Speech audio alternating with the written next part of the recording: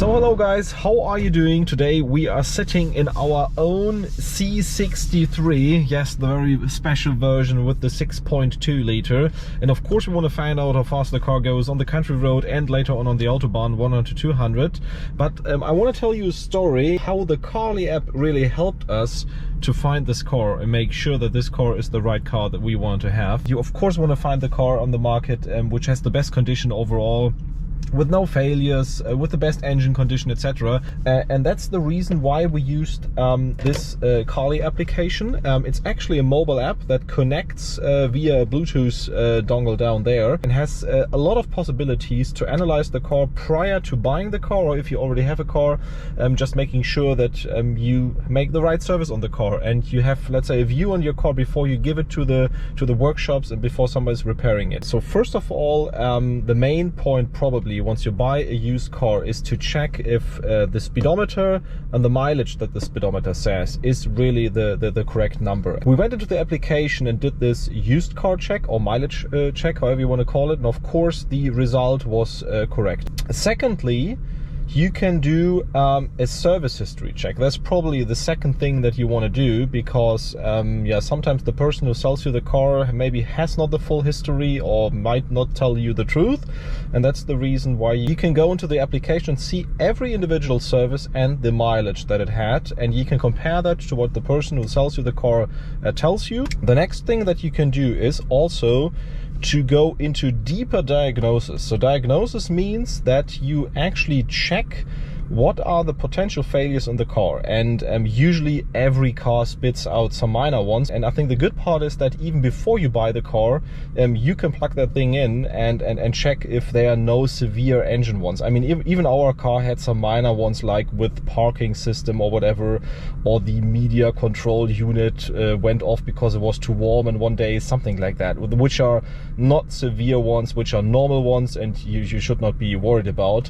But the main parts are all green. Especially for newer cars which have more software in, is that you can actually use a coding functionality in that app, which means that you can unlock functionality which is hidden in the car, like different speedo styles, different functionalities in here. So in the end it saves you time analyzing a problem, and of course in the end it also saves you money, because you're not buying the wrong car, or if you bring it to the service you exactly know what to do and what to ask for at the service point. So without further talking, we will put it into race start. To do that, of course, we have to buckle up. That's the most important part. We have to put the traction control into the sport handling mode, and then we are able to go to race start, which is the launch control of Mercedes. Pedal up, and now we're ready.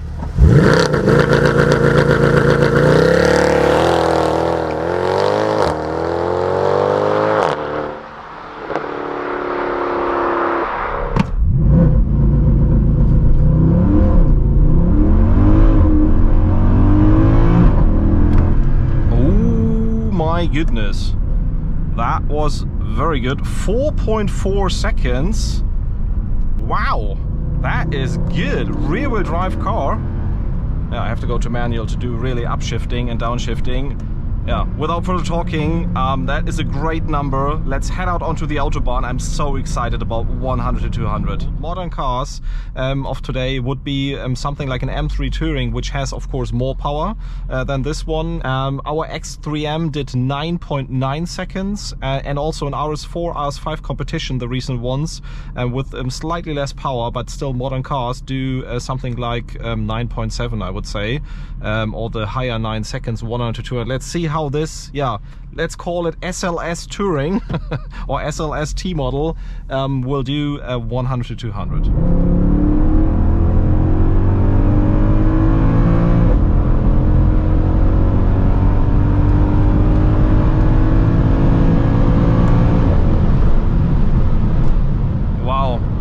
First run, uphill run, was an 8.6.